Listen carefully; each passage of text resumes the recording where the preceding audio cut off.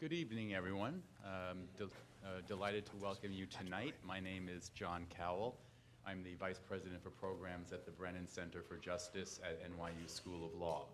And the Brennan Center is a combination think tank, legal advocacy organization, communications hub, and we work on fixing the problems of the systems of democracy and justice in the United States.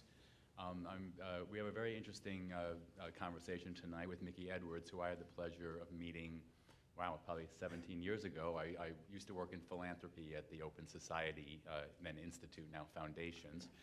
And we were developing grant making to foster conversation about protecting the fairness and impartiality of the courts, which were facing like heightened partisan threats and intimidation and special interest money.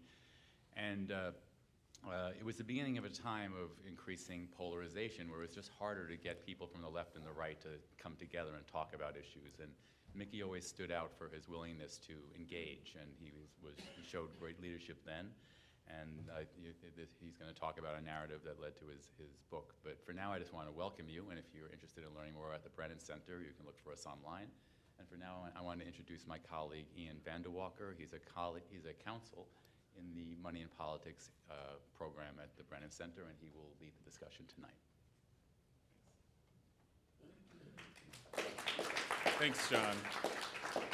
Thanks. So we at the Brennan Center are thrilled to have Mickey Edwards here tonight to talk about his a book that is incredibly timely, even just looking at the news today and in the past few weeks. Mickey Edwards has long been a friend of the Brennan Center, and as I said, he's written a book that he's going to talk about today. That's going to be you're going to see just how timely it is, I think, and an interesting topic. So he was a member of Congress for 16 years, representing Oklahoma City and surrounding communities. During that time, he was a senior member of the House Republican leadership. He was a member of both the House Appropriations and Budget Committees, ranking member of the House Subcommittee on Foreign Operations. Since leaving Congress, he has taught about government and public policy for many years. He taught at Harvard Law School, at Harvard's Kennedy School for Government for 11 years, at Georgetown University's Public Policy Institute, and Princeton University's Woodrow Wilson School of Public and International Affairs. He's been a regular columnist for several prominent national newspapers, and was, for many years, had political commentary featured on NPR's All Things Considered. He's been active in the think tank world as well, as we at the Brennan Center well know. He was a founding trustee of the Heritage Foundation and has been a national chairman for the American Conservative Union, as well as chairing or serving on Policy Task Force for the American Bar Association, the Brookings Institution, and Council on Foreign Relations. He's now a vice president of the Aspen Institute and directs the Institute's Aspen Rodell Fellowships in Public Leadership Program, which is a bipartisan fellowship for elected public officials. Fellows of the prestigious program include 3 sitting members of the President's Cabinet, 5 governors, 11 members of Congress, and the mayors of Los Angeles, Baltimore, Denver, Cincinnati, Atlanta, Phoenix, and Minneapolis, among many other distinguished elected officials. His most recent book is called The Parties versus the People. It talks about sort of destructive levels of partisanship, focusing mainly on Congress, where he has substantial experience in the trenches, if you will, and offering creative and bold solutions, a whole program of solutions to make government work better for all of us. Now, he told me before the event that he doesn't want to sit still or stand still, so he's going to command the whole stage, so I'm going to retire into the wings and give him full roam of the stage and the room here. So please, welcome Mickey Edwards.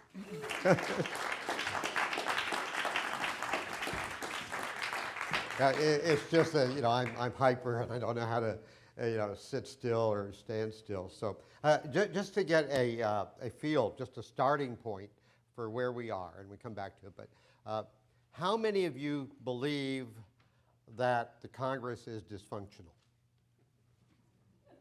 Whoa. All right, I'm going to come back to that in a minute. But I want to digress. I want to digress for a second. because I am a creature of Congress. I believe in the Congress, maybe not the way it works right now, but I believe in the Congress. And so I've always marveled that people don't understand how hard a job it is, how difficult some of the decisions are. So I want to give you, when I was in the House, I was the ranking member of the subcommittee on foreign operations. And one of the things that subcommittee does is act on foreign aid. So we decide, you know, who gets foreign aid, how much they get, and so forth. And we have a bias in favor of democracies. I mean, we're taking money from American taxpayers. So our bias is in favor of supporting democracies. And sometimes it's a really tough decision. For example, we have this country that came to us that has elections, they have competitive elections, and claim to be a democracy. But when we started really looking into it, we got great staff, or as Trump would say, great staff, great, you know. We have really good staff that you know, looked at it, and what we found, even though there's a lot of countries like this, that they would claim to be a democracy, but they had it set up so that small numbers of people, small groups of insiders, could get together and decide who they were for and keep off the ballot anybody they didn't like. You know, they could do that. They also had it set up so what they could do was go out here and say, here's a group of people here that we don't think are going to support us. We're not going to let them vote in this election. And so we would deal with that in the Foreign Operations Subcommittee. And I would say to people, so do you think we should give foreign aid to that country? How many of you think we should take your tax money and give it to that country? How many of you think we should not? You want to guess what country it is? No? Well, not France. No, it's the United States. It's the United States. And so the reason I asked you if you thought that the system was dysfunctional, because I knew what you were going to say. And you're wrong. It's not dysfunctional. It isn't working the way we want it to work. But when you get in your car in the morning and you put the key in the ignition and you turn it and the car comes to life, it's functional because it's working the way it's designed to work. And when you take your remote and you point it at the TV and you push the button and it comes on, it's functional. It's working the way it's designed to work. And our political system is working exactly according to the design. So I was giving a talk like this to the American Academy for the Advancement of Science. And at one point, after I kind of made my argument, somebody stood up in the back of the room and they said, "Oh, you're a systems engineer." Now, Bill, I don't have any idea what a systems engineer is. I don't know what that means. But yes, if something is not working, either you've got the wrong people or you've got the wrong system.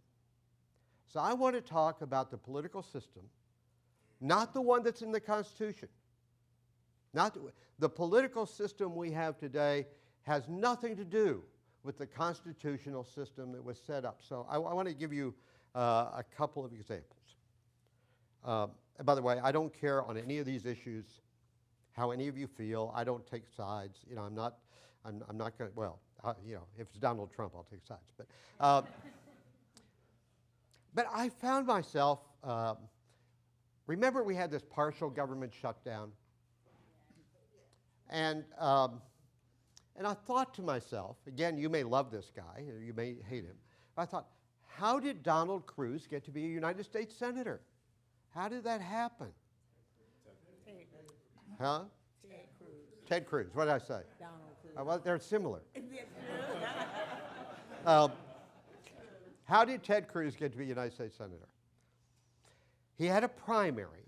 He was running against David Dewhurst, who was the lieutenant governor of Texas, who had been elected 3 times statewide, very popular in the state. And in the primary, Dewhurst beat Cruz by 12 points. he trounced him. But there were more candidates, so Dewhurst did not get over 50%. They had to have a runoff. In the runoff, 300,000 fewer people voted. There was a lot of outside money come in. Cruz won. Why did not Dewhurst run against him in the general election? That's an interesting question. Because the total vote that Cruz got in that runoff election amounted to 2% of the population of Texas. 2%. Why did David Dewhurst not run against him in the general when he would have beaten him? It's against the law in Texas. He ran for the nomination of his party and he didn't win it. And they have what's called a sore loser law. You don't be a sore loser. You tried to get your nomination, you didn't get it, you're not allowed to run. 2% kept the people in Texas. Now, let me digress here. It matters. I know a lot of you care a lot about who's president of the United States. I care who it is. But it's a minor office. It is. The power in the Constitution on everything, foreign policy, war power, who sits in the Supreme Court, who sits on the cabinet, all of this is how much you spend, what you tax. Every one of those is a congressional power. It matters who you elect to Congress. It matters a lot. So back to why Ted Cruz wasn't able to wasn't able to be defeated in the general election in Texas. The sore loser law said you can't run. That made Ted Cruz the only Republican allowed to be on the ballot in a heavily Republican state. That's how he got to be a senator. Does anybody remember when he had the government shut down, who helped him? Who was the other senator who co-sponsored that? Mike Lee from Utah. Mike Lee. How did Mike Lee get to be a senator? In Utah, they start with a convention, and they had an incumbent senator named Robert Bennett, who had been reelected several times. His father had been a senator. He was maybe the most popular person in Utah, and they had a convention. And in the convention, there were 3,500 people. And by a margin of 320 votes, that they had more than one ballot, and by a margin of 320 votes, Robert Bennett was eliminated and was not allowed to be on the ballot in the general election when he almost certainly would have been elected to the Senate and would not have tried to shut down the government. And the total vote that kept Robert Bennett from being reelected to the Senate by the people of Utah amounted to 1/100th of 1% of the population of Utah. That's our democracy.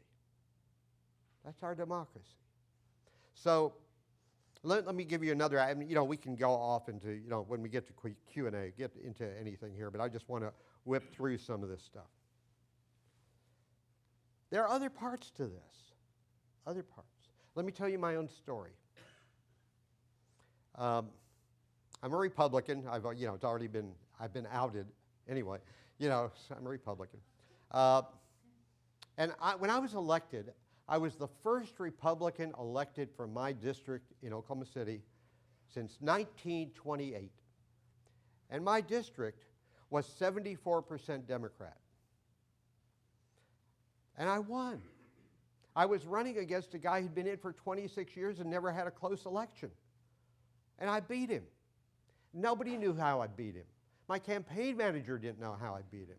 My mother didn't know how I beat him. But I did. And so they were offended, no other Republicans in the delegation, and the Democrats then controlled the state legislature by a margin of 9-1. And they tried to beat me. They couldn't. They tried again. They couldn't. So what can they do? They can redraw the congressional district lines. How many of you have ever been to Oklahoma? Let me, every single bit of New England fits inside of Oklahoma. From the top of Maine to the bottom of Connecticut. Every single bit of New England fits inside of Oklahoma. It's a big place. And I represented Oklahoma City right in the middle of the state. And so what they did, if you can't beat him, you got two choices. Either redistrict him out, if you can do that, or else, in my case, put every Republican you can possibly find into his district, and make all the other districts safer for their guys. And that's what they did. The reason I pointed out how big Oklahoma is, that my district, one city, Oklahoma City is roughly the size of Boston. It's an urban area. Redrew my district, one county wide, all the way from Oklahoma City in the middle of the state, all the way up to the Kansas border and halfway over to Arkansas in a big upside down L, putting every Republican they could find in my district. And I'm a politician. I'm self-centered. It's all about me, right? That's what we politicians are. And so I used to go around and I'd say, look what they did to me. Poor me. I had to drive so far, to see my constituents. They didn't do it to me. There is a provision in the Constitution. I'll bet everybody in this room, because I know who you are, you're very smart, and everybody in this room could probably name everything in the Constitution. But I'll bet there's one thing that some of you would forget. That every single senator and representative must be an actual inhabitant of the state from which they're elected. And the reason for that is very simple. The Founding Fathers deliberately, they weren't blind about parliamentary systems. They deliberately rejected parliamentary systems. They wanted people to represent a constituency. And the idea was that if you run there, your constituents know you by reputation, if nothing else, and you know your constituents. What happened when they redrew my district? I was now representing wheat farmers, cattle ranchers, small town merchants. Look at me. I'm wearing penny loafers, for Christ's sake. I'm representing farmers. And I didn't understand their issues. I tried. And they were entitled to have somebody in Washington representing them who understood their issues, understood their concerns, and they didn't. Instead, they were represented by a city dude because that served the advantage of the political parties, because in 37 states, whoever controls the state legislature can draw the congressional district lines to suit the advantage of their party. 37 states, that's a small number, because you know how many states have that, that 46 states have this sore loser law. 46. So we have a fundamental problem here. If we believe that we are intended to be a democracy, by the way, if there may be another Republican in this room, I don't know, but if there is, that person is going to jump up and say, we're not a democracy, we're a republic. We're both. We are a democracy and a republic. We're a republic in the form of government. And we're a democracy in how we select the people who make the decisions within that republic. I've already talked about how we've screwed up the democracy part. Let me talk about how we've screwed up the republic part. We have, let me give a little predicate to this. When you have the system that I described, where the hardliners who vote in a primary, who votes in a primary? The most ideological, the most partisan. And those are the people, who do you think Ted Cruz worries about? He worries about the 2% who vote in primaries. Eric Cantor should have worried about the people who voted in the primaries.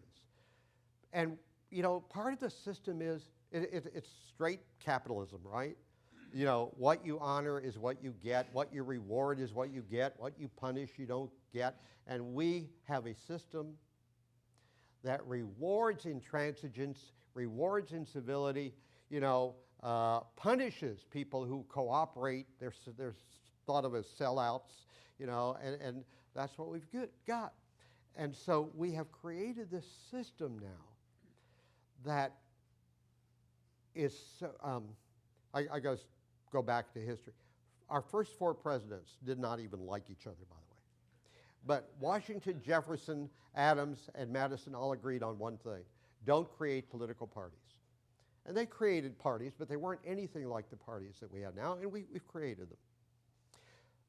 The result is that in Congress today, well, in fact, I'm going to quote myself. I love this. I can quote myself. Because until recently, I used to go around giving this talk, and I would say, imagine someday, I couldn't see the future, but I said, imagine someday, that you have a Democratic president who wants to nominate, who has to fill a vacancy in the Supreme Court. And you could do vice versa, Republican president.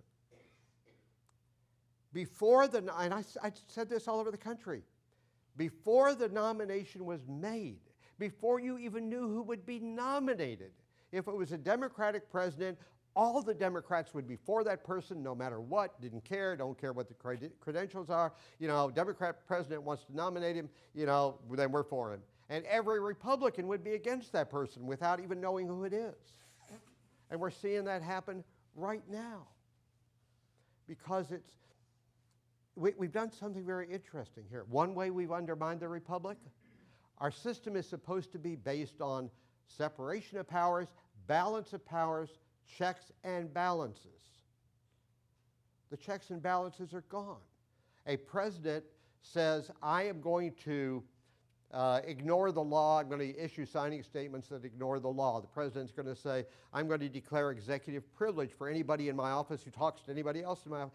And nobody in their own party gets upset because the idea of the Congress checking on the presidency as it is supposed to goes out the window if it is your president. Giving support to a president who says, I'm in charge of foreign policy, I'm in charge of, by the way, I'll just say this, half of you probably think, well, yes, the president is in charge of foreign policy.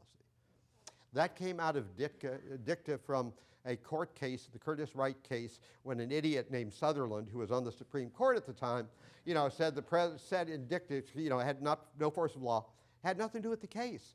He said that, presidents are in charge of foreign policy. That's been shot down repeatedly ever since, starting with the Youngstown case, and most recently the Zivotofsky case 2 years ago. So presidents are in charge, but it doesn't matter. Presidents might as well be in charge, because if their guys are in Congress, they're going to do whatever the president wants. So the checks and balances on what the president does are gone. What do we know about the court fight now over Scalia's absence? Both parties have given up on the idea that the Supreme Court exists as a separate judicial branch with the job of figuring out what's constitutional. Both parties now see the Supreme Court as a third branch of the legislature, a super branch of the legislature, able to overrule the others. So who is it? Hillary says, she goes on TV, I've got litmus tests, and Bernie has litmus tests, and Cruz has litmus tests, and, I don't know what Trump even knows what the Supreme Court is, but anyway. So all of the elements, not just the democracy, but because of the political party system we've created, where it's always your team against the other team, our republic and our democracy are disappearing. This is an existential problem, because the system we created is carefully designed that the people remain in charge. You don't go to war unless the people think you should go to war. You don't raise taxes unless the people think you should raise taxes. That's disappearing. So it's not just there. I'm trying to run through this quickly so that we can get to Q&A when you can all tell me it's all nonsense, which you probably will. But let me tell you what it's like being in Congress. How many of you ever been on the House floor? Ever seen the House floor? So here in this room, and I'll bet this is true every time you go to a speech, there's a lectern, right? There's a lectern. You go almost anywhere, you listen to a speech, there's a lectern. There's not a lectern on the House floor. There's two. There's a Democrat lectern and a Republican lectern. And I am so stupid that in my first talk on the House floor, I knew what I wanted to say, and I was convinced I'm always convinced I'm right, and convinced I was right. And so I knew that I figured the Republicans, for the most part, were going to support what I was doing. And so I wanted to appeal to the Democrats. So here we are, and you're the Republican. This is the way it would be, and you're the Democrats. And I came over and I stood at that lectern and to appeal to the Democrats. And there was an audible gasp. And I swear to God, and Republicans and Democrats both came over and said, no, you have to stand at this lectern. Like, you're going to get cooties if you touch the wrong lectern. In the House, there is a center aisle, a dividing aisle. Not only do you stand at different lecterns, but you have cloakrooms. There's the Republican cloakroom. There's the Democratic cloakroom. You don't have sandwiches or soup or read newspapers and talk sports together. You're divided into enemy camps from the beginning day when you walk into the Congress. Now, see, I don't know all of you. I know very few of you. I don't know who's a Republican and who's a Democrat. I don't see any Republicans or Democrats. All I see are Americans. That's not the way it is in Congress. You don't see Americans. You see Republicans and you see Democrats. One's the enemy and one's the ally. And this can be changed. I'm going very quickly, and there's a lot more I want to say, but I want to get to Q&A. But quickly, so I don't leave you just with this sense of despair. No, I'm actually upbeat. I'm actually upbeat. Why am I upbeat? So when you introduced me, you pointed out this program that I run at the Aspen Institute. It has one purpose: break down partisanship, increase civility, increase bipartisanship, and I see these. I'm upbeat because I see the people coming along. Two Rodell fellows are in the room right now, Bill and Rachel.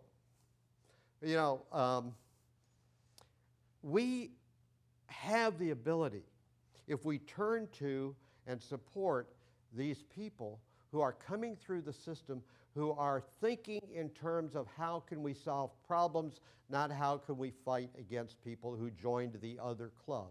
These are other clubs.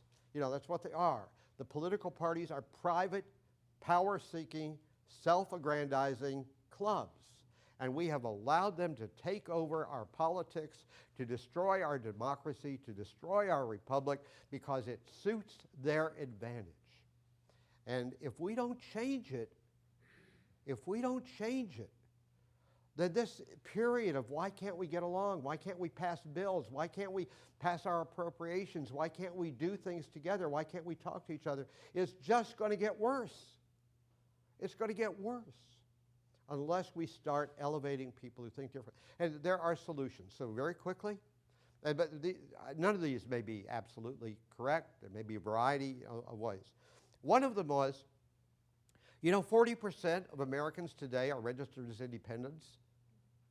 They don't have much of a say in most of the states when you're picking who to choose between for president, but 40% are independents. In Washington State in 2006,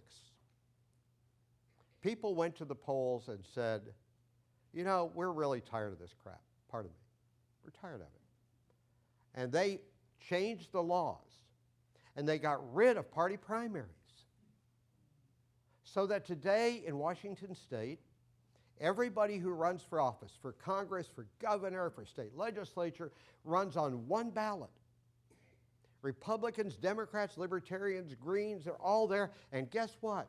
You don't choose which party ballot you vote on. Every single person in the state votes on everybody. And everybody. And if nobody gets over 50%, then you have two run against each other. And you know what? If its top two are both Democrats, and that's happened, then they both have to, they can't just appeal. If they're Democrats, they can't just appeal to the left. If they're Republicans, they can't just appeal to the right. because Democrats, Republicans, Libertarians, Greens, everybody's going to be voting in that election. That was in 2006 in Washington State.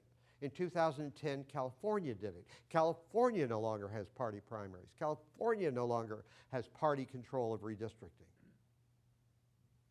That's one way. Money, I'm not going to get into the money thing because Brennan Center has been making that. That's the big issue, and Michael Waldman has this great book on it.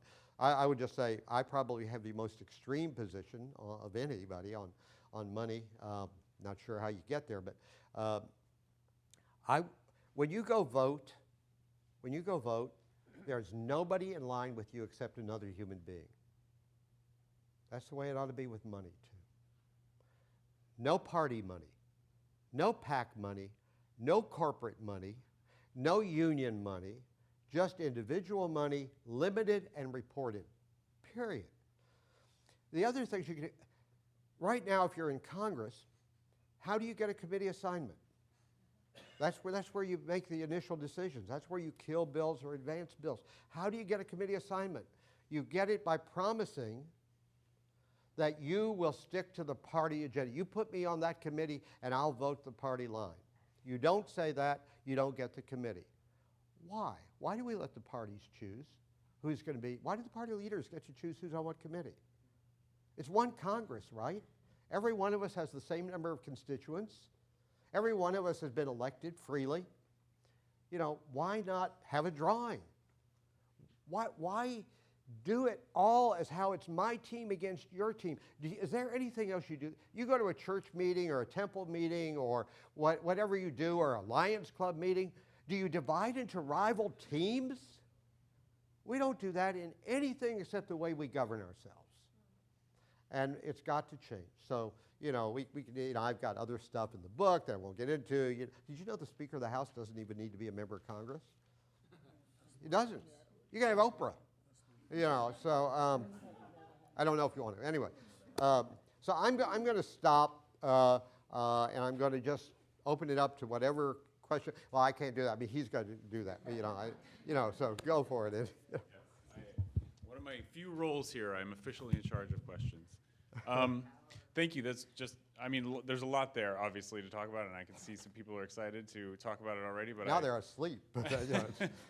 I was named moderator. I'm going to take advantage of the position by jumping in and asking questions. There's a lot in the book, even more, as you alluded to, both in terms of stories of how this stuff works, empirical evidence about it, and solutions for people to think about.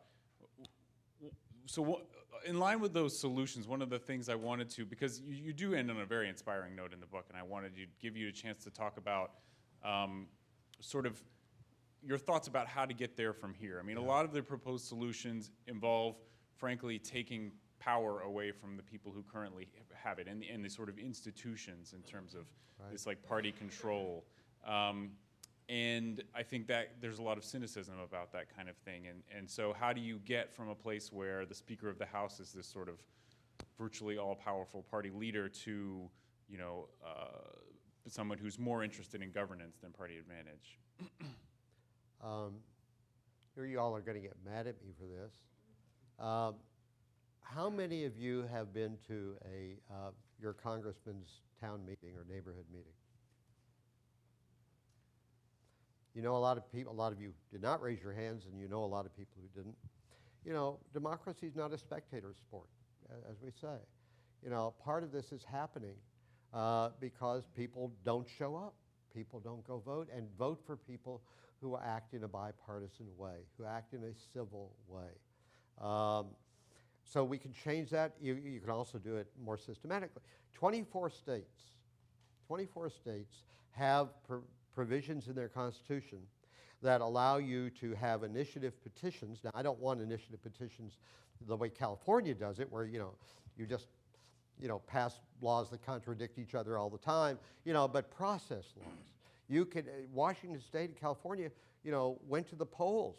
They drafted initiative petitions, and against the strong opposition of the Democratic and Republican Party leadership. They went to the polls and changed it. Other states allow various kinds of referenda. But basically, it's make your voice heard and let people know. You know, we started, when we created this program, you know, actually the man here, Bill Buttinger, is the one who came up with this program that I run and has supported it. The first person we ever had in the program, for number one, was Gabby Giffords. Great role model. Another one who is in that group, Tom Perez, is now the Secretary of Labor.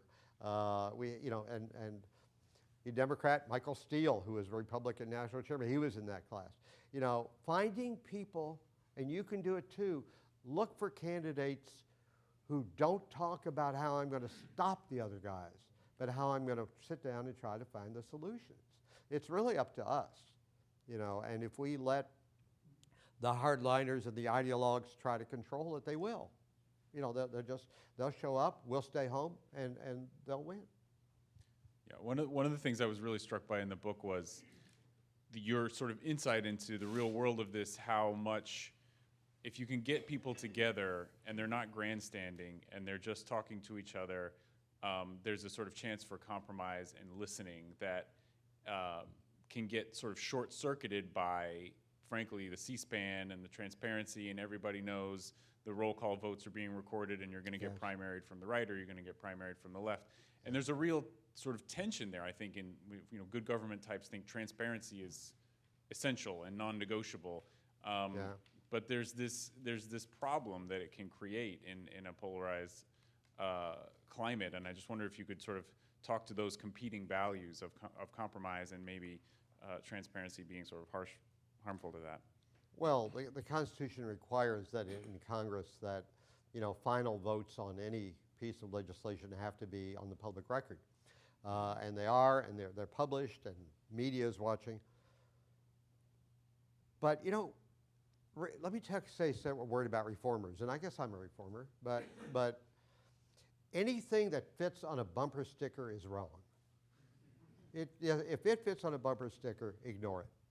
And one of the things is that we got carried away with this push for transparency on everything. I want to know, when the final vote came on whether or not you voted to raise taxes or to go to war, or what, I want to know so I can hold you accountable. But before that, you need to have space for people to sit down together and say, look, I can give here. I can compromise here. You know, if you do this, I can do that, so that we got to solve the problems. We got to come up with a solution. And transparency kills it. If everything is transparent all the time, it kills the ability, you know, and some of you are lawyers, right? Do you have all of your negotiations in public so that everybody will feel it's fair? You know, there's a way to be smart, to make a system work. But the other thing you've got to do, besides that, I seldom say bad things about any individual. You know, I make an exception for Trump. I also make an exception for Newt Gingrich. One of the things that Newt did was to, you know, make it campaign all the time. And one of the results of the way he made it always campaigning was that people were always pushed to go back to their districts, campaign, get elected, spend your time back with your constituents. And what happened was members of the House and Senate, especially the House, which is bigger, don't know each other. They don't know each other. You know, you can't really hate somebody if you've met their family. You know, if you get to know them and you have lunch with them and you know, all that. But that doesn't work anymore. Now you just know, you know, if you're a Republican and you see somebody you don't really know, you figure they're a Democrat, so it's the bad guy, you know, because you don't know anything else. And so if you just had the Congress simple solutions, if you had the House and Senate meeting 5 days a week, and maybe take a week in the month where they can go back and be in the district, you know, and people get to know each other and work together, it would change a lot. You know, it would help. All right, I'm not going to monopolize anymore. Can we have in the back there? In the very back, sorry. Right. I'm Julian Gingold. I'm the other Republican in the room.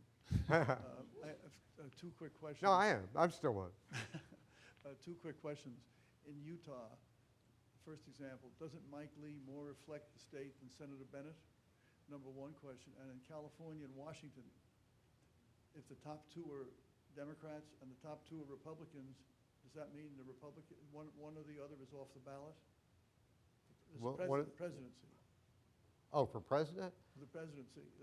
Let's say Cruz and Trump Yeah, get a well, million votes each, and the Democrats only get 900,000. Does that mean Yeah. the top two in California No, it doesn't work for the presidency, it's for the state offices. What was the first part, Joey? doesn't Mike Lee Oh. more reflect, no matter how he got there, more reflect the Utah citizens than Senator Bennett? I don't know.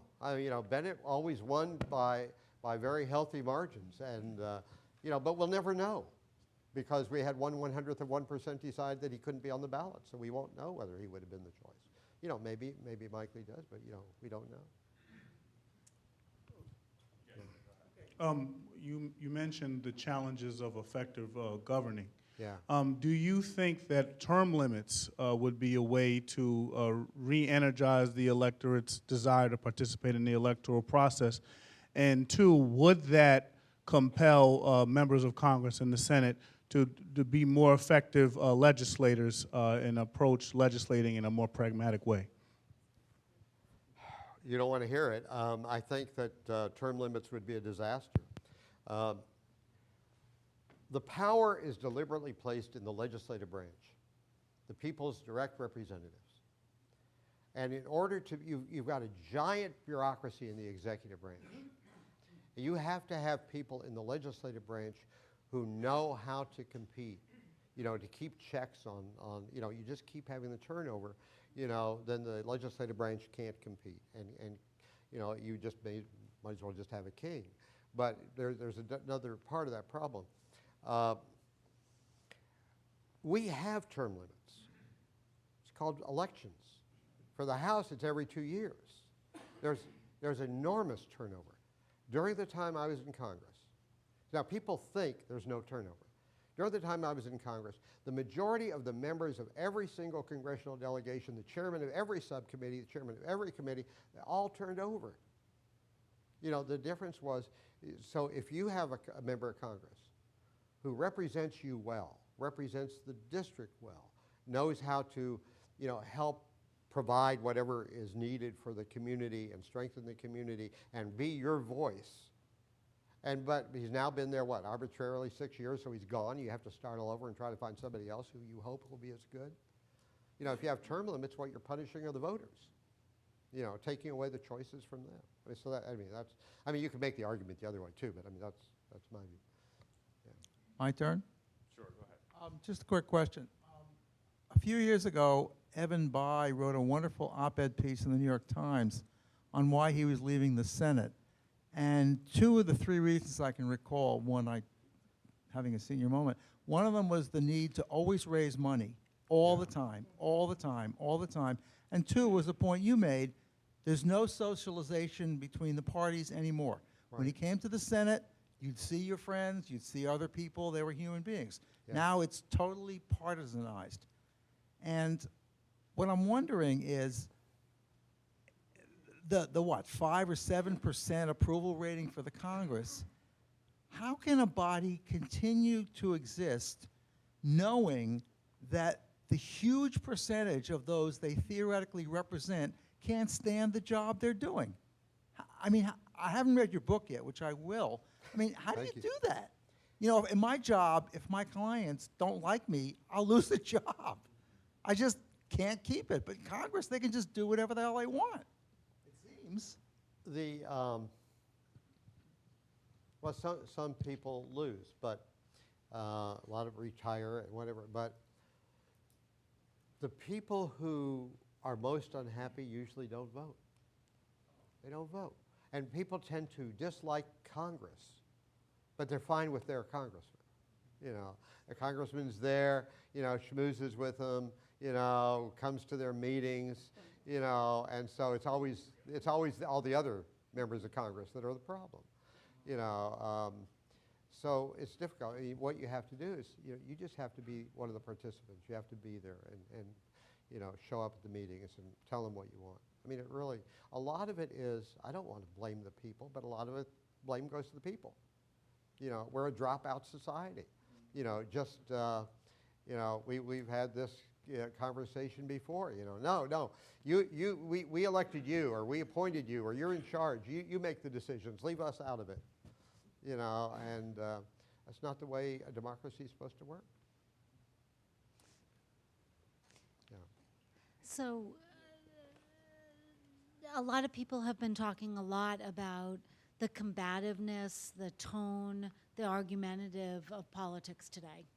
Yeah. And as you've been speaking, Mickey, about kind of how we've gone farther and farther away from let's discuss, let's negotiate, let's know each other, it just brings to mind, as you wouldn't be surprised to me, how we're socializing children on this topic, on the Constitution, on listening respectfully, learning the other side, and getting along. Right.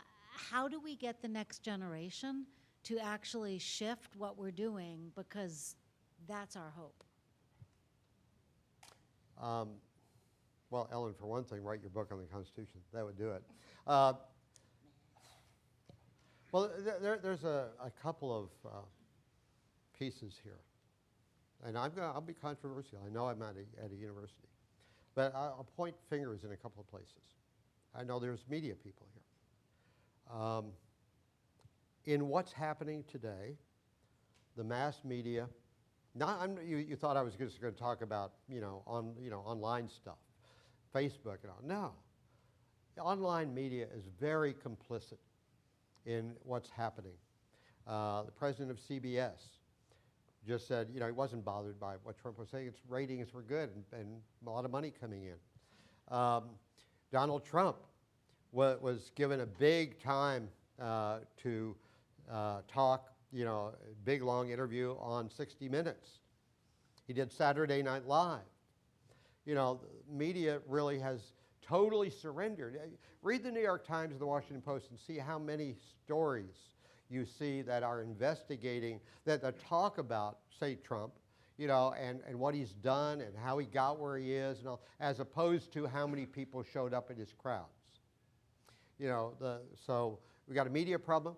We have an education problem. And I will say that this is sound unfair. Poor Janine heard it earlier today. I blame the Russians. And I blame the Russians because they shot Sputnik up into the sky, and John Kennedy did what he probably thought had to be done, and he said, we are going to turn out mathematicians and engineers, and that's wonderful, and we need them. But the result of it was, because there's only so much money, that we have pushed humanities out of the curriculum. We've pushed out poetry and literature, and we pushed out music, and we pushed out art, and we pushed out critical thinking, and we pushed out civics. And, that's how you create citizens. Instead, we have turned our universities into vo-tech schools, about how we are going to teach you to make a living, to compete with China, and be cogs in the great American economic machine. And, that's fine. We all need jobs. We all need training for our jobs. But I had vo-tech school. I'm a lawyer. Yes, the vo-tech. But we also need to require getting back to the humanities and the things that help people understand ideas, philosophies, values. Totally gone. We don't do that anymore. And it's not just America. I mean, I gave a speech in Florence, Italy, at a big conference on the humanities, and people from all over the world, having the same. So that's part of it too. Yeah. Thank you. I too look forward to reading your book. I haven't had a chance to do it yet. I love but, this. But as a person, former elected official here in the city of New York, I can relate to many of the actions you talked about, especially when you said, try to bring about changes within that body so that more people think about whether it's the speaker and the things you can't do because the speaker has control. But that also, as you very well know, produces a great deal of being ostracized right there in your own body. So my question to you is, At what point when you were in Congress did you begin to foster some of the ideas that you talk about in your book that I look to read about, or practice some of what the actions that you are proposing? Well, there's two parts of it. Part of it is there's no way to say it nicely. I'm a smartass. I mean, when It takes that too. I figured that the two most important things for any member of Congress to learn, the two most important words when your leadership tells you to do something, two most important words are stick it. And that's what I did. I mean, you have to. I was elected by the constituents in Oklahoma City. I wasn't elected by the party. I wasn't elected by whoever was Speaker of the House at the time, or the Republican leader. I wasn't elected by the president, So part of it is you have to be willing to stand up and say, I took an oath of office. My oath of office. I was very fortunate. I've had some great lucky experiences. And one of them is I was invited to be the speaker for a joint session of the Kentucky legislature, House and Senate. And I tried to think of what I was going to say. One of the things I said was, when I tried to decide how to vote on anything, there were only three things that guided me. And this I knew back then. Only three things that guided me. One was the Constitution. No matter how much I want it, no matter how good I think it is, if it's unconstitutional, you don't do it. The second was, what do my constituents want? What do they believe? What's in their interests? They may be wrong. They may be wrong. I don't have to do it. I like Edmund Burke. You owe it to them to use your best judgment as well as listening to them. And the third thing is your conscience, to do what tells you, and nothing else. No contributors, no party bosses, no president. I always hear people talk about loyalty to the president, loyalty to the president. Anybody who's loyal to the president is nutty, because we have a Constitution that says you're loyal to the Constitution, to your conscience, you listen to your constituents, not loyal to another person. So that's part of it. That's the good part. I can tell you I was always that way. Here's the bad part and the embarrassing part. Really embarrassing. So are any of you teachers? Okay. One of the things, the secret about teaching is that when you're not in the classroom, you're a teacher, John. When you're not in the classroom, you actually have time to think and do that. And it's when I was teaching at Harvard that I started thinking about this, and I had not realized how it was our system that was producing these outcomes. In fact, my career, I'm here right now because I was a congressman. I was a congressman because I benefited from the system I'm complaining about. I ran against a guy, his name was G.T. Blankenship. I'd never run for anything. He had been a state legislator, our Republican leader in the state legislature. He'd been the state attorney general. I outworked him in the primary and beat him in the primary. But if he had been able to run in the general election, he would have trounced me. And he would have been a great congressman. But he wasn't allowed to run. I never thought about that till years later. I said, oh my God, that system's awful. So that part came to me very late, very late. When I began to just say, oh my God.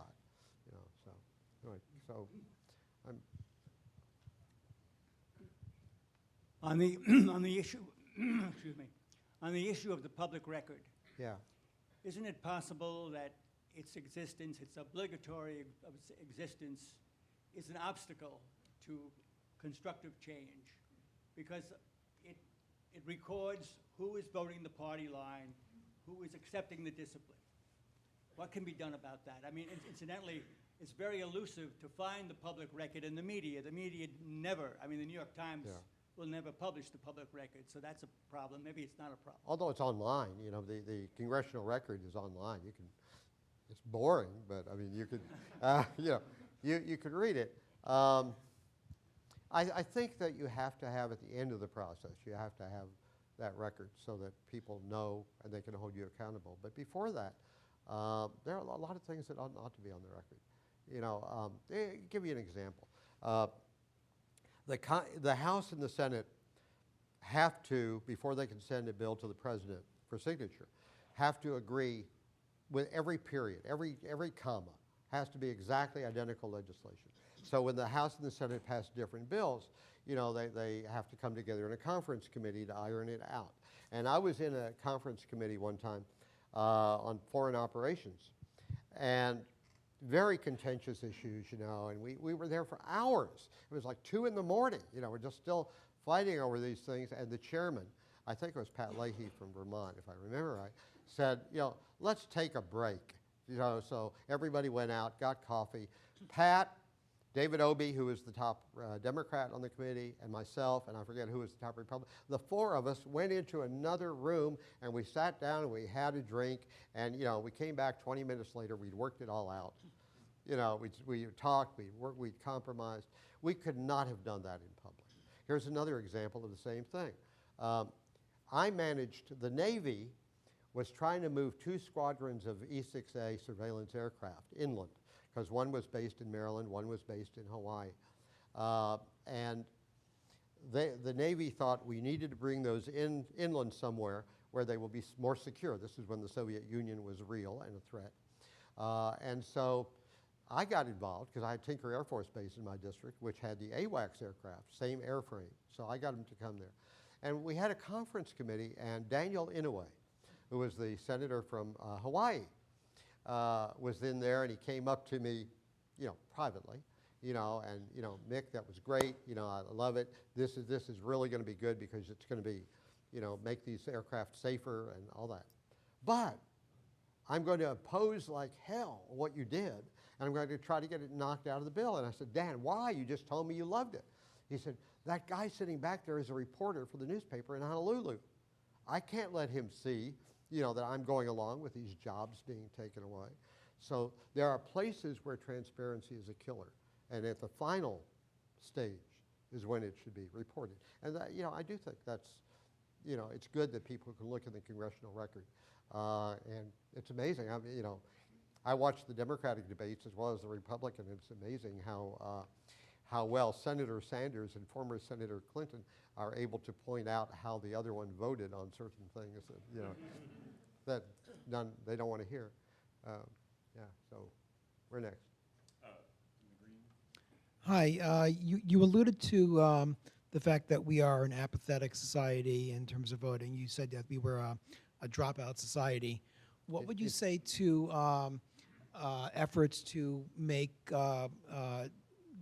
participation in the democratic experiment more mandatory, such as perhaps mandatory public service after high school, or a poll tax that would be completely refundable if you voted?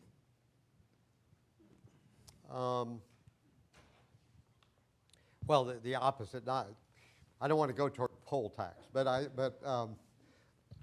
there are countries, that fine you in some way for failure to vote. Those fines are so small they usually don't make an effect. Here's what I think we should do. How do you get more people to participate? So it's interesting. A lot of people say, oh, there's an attempt here to shut down voting by requiring IDs or whatever else. We have had a system in this country to discourage voting by working class people for decades, because we have elections on work days and the polls close. It's great if you have your own law firm or you have whatever and you're free to, you're professional and you can just go vote. But a lot of working people are working far, far from their homes. So some states have dealt with this by having early voting, more mail-in voting. I'm for that as long as it's not too far in advance, because if it's too far in advance, you're voting before all the information is out, which I think is bad. There have been people suggest, well, let's make it a long weekend. Well, unless the public changes, the long weekend, everybody's going to go to Disneyland. Unless it's a really big fine. So there's got to be something else. I believe in the power of shaming. I do. I honestly do. So that if you know somebody who didn't vote, you had a primary and somebody didn't vote, you just say, what? What's wrong with you? You didn't vote. This is my taxes are going to go up or down, or this is going to end because you didn't care. You know, call people out. We call people out on things all the time. Let's call them out on not participating. You know. I always tell people that have expressed not caring about the process and not wanting to vote. I tell them that if you don't vote, you don't have a right afterwards to complain about the results. That's true. And if I can pick up on one piece of what you said, I have opinions about all kinds of issues, just like all of you do. Some I'm for, some I'm against, some I want more of, less of. And if I lose, I lose. I'll try again. Democracy is not about outcome. You know, we have, this country is full of people who it's all about what the outcome is going to be. Democracy is about process. It's about how we make our decisions, who makes them, how we elect the people. That's what a democracy is, you know. And so I don't know how many of you were in favor of the Affordable Care Act or these things. And people said, you know, here's, you know, something. This is a good thing. A lot of people said this is a really good thing. It started in 1920 with the first bill to create national health insurance. And it kept being reintroduced and gaining more support. And in 1965, we got Medicare and we got Medicaid. And since then, we've added more benefits for veterans, for children, for prescription drugs. You know, that it's a process that you make things happen. And that's how you preserve a democracy. You know, some stuff you get overnight, some stuff you get incrementally. Yeah. So anyway, you've been trying really hard. So I jumped in here. I'm Go sorry. for it, yes. Yeah. I think we have time for 2 more questions, so, Thank you so gentlemen. much for your optimism and for the things you just said about education. I'm an educator and I host a weekly educational TV show. And what you just said about the movement away from humanity and the lack of critical thinking is something that's not been articulated by any major politician so far that I've heard. I attended the School of English Education at NYU. And I learned this stuff. I had professors like John Mayer and Gordon Cradle. Gordon Cradle was a student of Louise Rosenblatt, who made a major contribution in linking democracy and education, which she got from John Dewey. So she carried the ball forward. But those ideas are not being heard of in the public space. This is like a revelation here for you. And I've heard these ideas in the intellectual left in New York, which I'm around. But to say that I've heard it from a Republican from Oklahoma, that is amazing, and that is hopeful, and I take that away from you here, and I thank you so much, sir. Thank you. Yeah. You have the mic. This is going to be the last question. I think we're running out of time. I do have the mic. And I'd mention, as a matter of statistics, I'm the 3rd announced Republican in the room, although I consider myself a contrarian Republican.